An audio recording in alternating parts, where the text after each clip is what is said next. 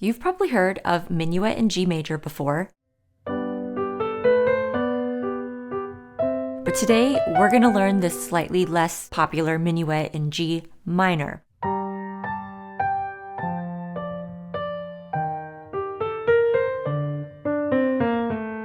And if I had to choose just one minuet, it'd be this one. This minuet first appeared in the notebook for Anna Magdalena Bach, Bach's second wife. Although we originally thought Bach wrote it, it's now attributed to Christian Petzold, who was Bach's friend. The full professional title is Minuet in G minor, BWV on 115. BWV stands for Bach Werke Verzeichnis, a cataloging system created by Wolfgang Schmieder in 1950 for Bach's vast library of compositions. The On stands for Anhang of the BWV, and it includes 200 plus lost or falsely attributed Bach compositions. There are over 1,126 works in the BWV catalog, and this seems like a really good time to remind you that in all, Bach had 20 children. Only 10 survived, but still, he was very busy.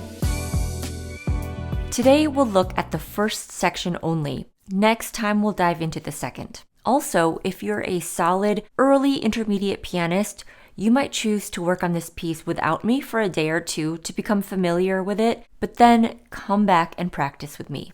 We'll address the following today with tips and common mistakes to avoid. This includes basic hand positions and fingering options, and the Baroque style, which includes an intro to trills and mordents, common articulation, and finally, phrasing and how that differs from classical and romantic music. Let's start with the basics. It's in the key of G minor with two flats, B flat and E flat.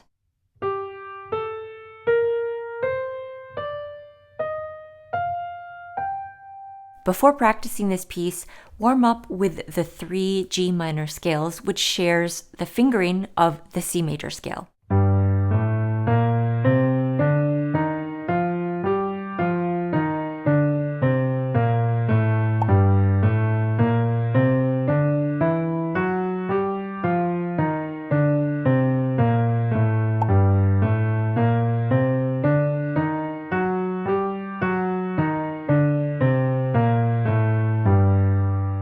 Now that we're situated, let's get to work. The right hand starts with finger 4 on B flat. The 1 is going to easily stretch down to the D. And then I like to switch for the next D to finger 2 so that I have an easy reach to G up here. Pick up, move down to G.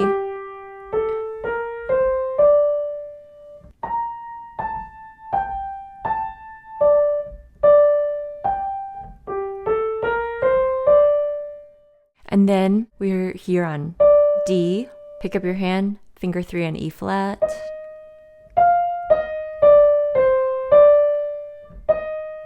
One, cross 2 over, and then pivot on the 2 to play 3 C.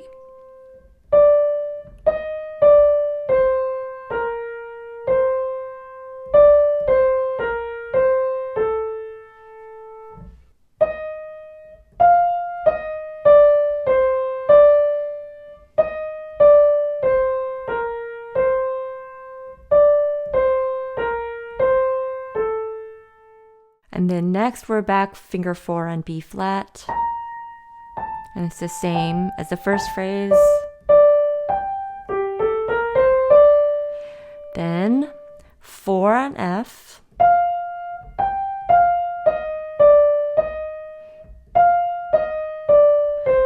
Two, 5, 5,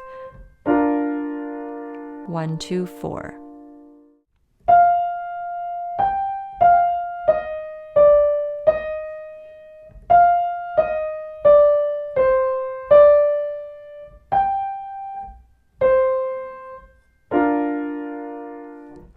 We may end up changing this fingering later so that we can more easily do a little wiggle.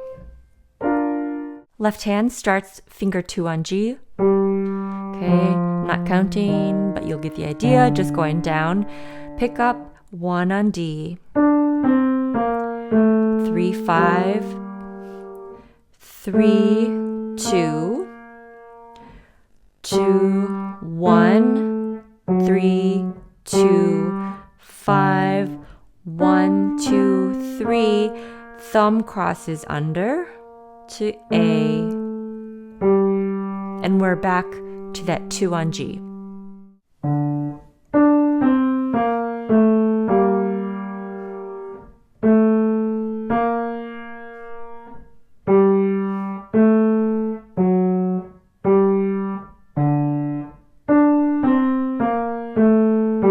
And then this is the same, almost the same, just a B natural, and then 1, 3, 5, just a little change to 1, 3, 5, 2, 5, 2, 4, 1, 5.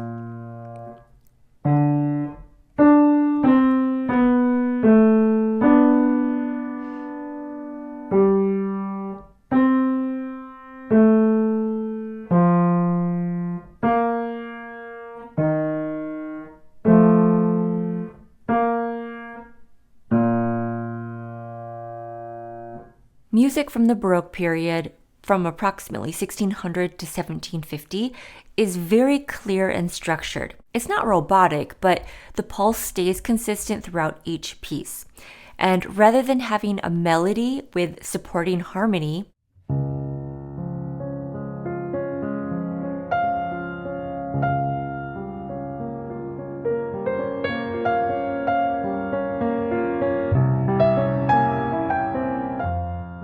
it's typically polyphonic, meaning each part is independent and important.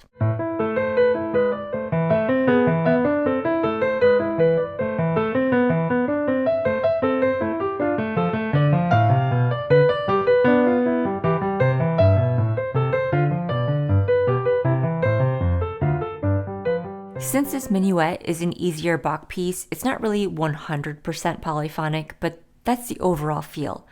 We'll keep talking about the Baroque style as we go and how that will influence our interpretation. Looking at the score, you probably noticed the squiggle marks.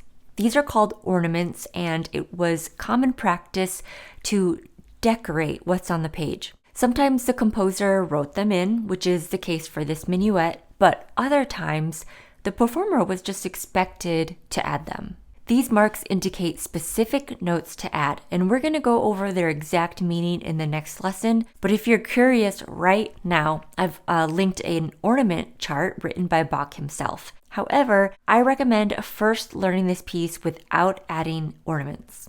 The phrasing and articulation in Baroque music are different from classical and romantic music. It's not overly legato or expressive.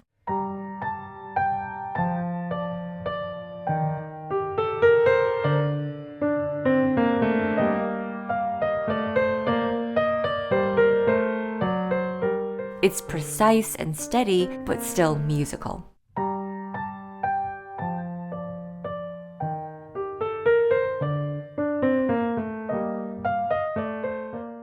Notice that there aren't any slurs or staccato markings in the score.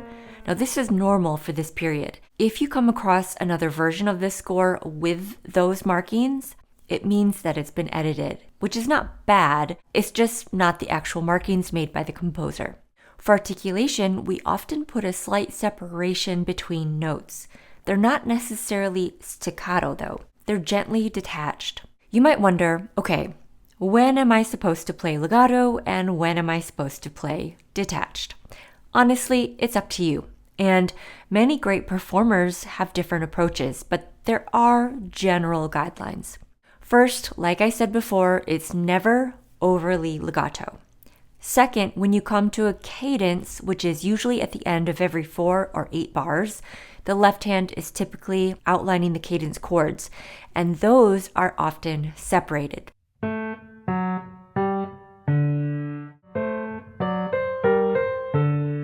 Third, big leaps are usually detached.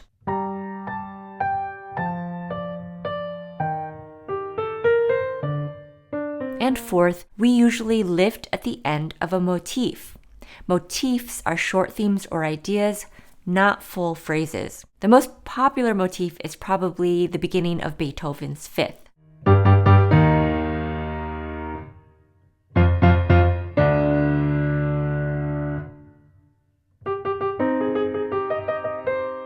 In the minuet, measure 5 is an example of a motif. Notice that it doesn't begin on beat 1. This is common in the Baroque era. The motif begins on beat 2 and ends on beat 1 of the next measure.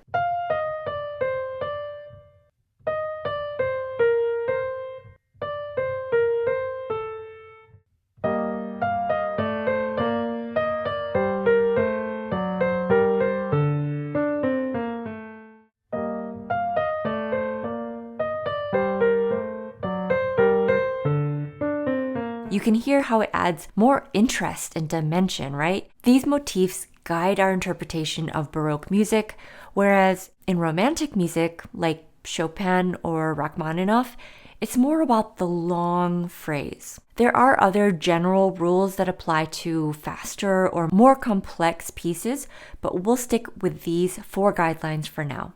And this is as far as we'll go today with articulation, but just know that it's a rabbit hole you can dive into forever. If you're a newer pianist, I recommend not diving in too far yet. Rather, think of the Baroque style as a language that you immerse yourself into. This will train you to have an instinct for it and listen to great pianists playing works by Baroque composers like Bach and Handel. For now, download my annotated score with suggested articulations. As you practice, always be listening to make sure that nothing sounds too overly done or harsh.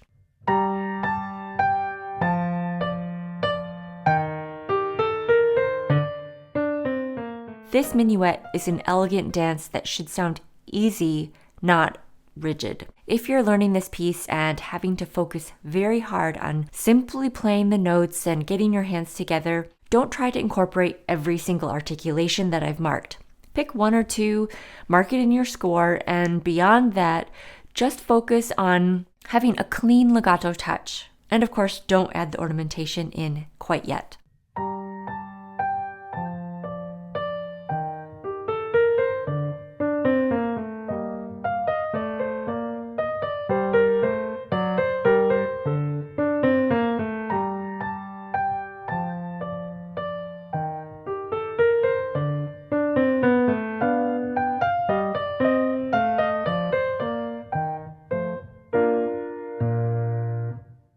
So get started on the first section, then I'll be back next time to work on the second as well as ornamentation. See you next time. Bye.